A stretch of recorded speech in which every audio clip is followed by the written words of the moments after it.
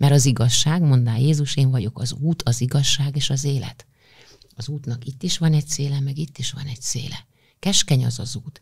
Ha tudom, hogy ettől eddig van az, ami életre vezet, a széles úton könnyebb menni, tehát ahol nem kell a határokat megtartani, hanem mehetek bárhova, az nem az igazak útja.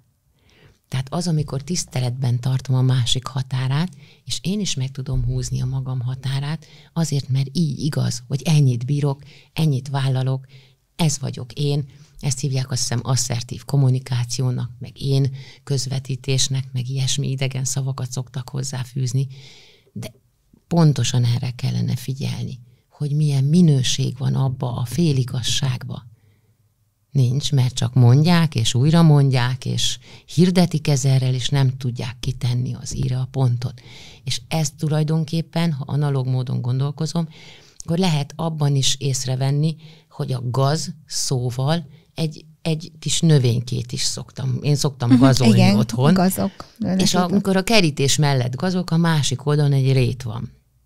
És akkor lehet gondolkozni, hogy most az a kis kamilla virág, vagy csalán, amit ott kihúzok, az, amit én kihúzok, azra azt mondom, hogy gaz. Kerítés másik oldalán meg azt mondom, hogy rét, vagy gyógynövény. Mi a különbség? Hát pontosan a kerítés.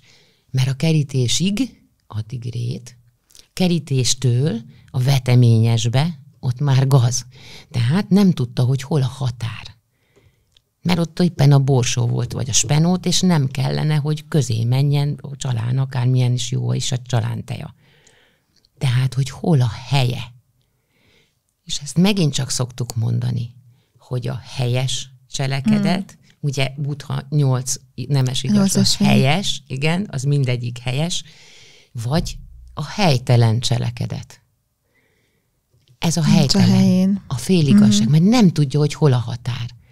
Tehát ez egy nagyon fontos. Ugye a magyar nyelv meg tudja mutatni, hogy az igazság az, ami ettől eddig így van. És ezért lehet nagyon sok szempontból másnak más igazsága.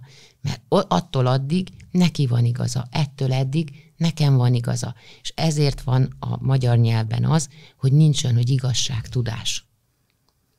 Olyan van, hogy igazságérzet. Kell az az íbetű, kell az a minőség. Az, hogy meddig, hol van az én igazságomnak még igazsága, és hol van már a másik igazsága. És ezt el tudom fogadni, mert tudom, hogy hol van a határ. A gazság az, amikor nem fogadom el, hogy a másiknak is igaza lehet. Vagy a másik nem fogadja el, hogy nekem is igazam lehet. Ezért nagyon fontos a határkijelölés. Az, hogy tudjunk akár nemet mondani.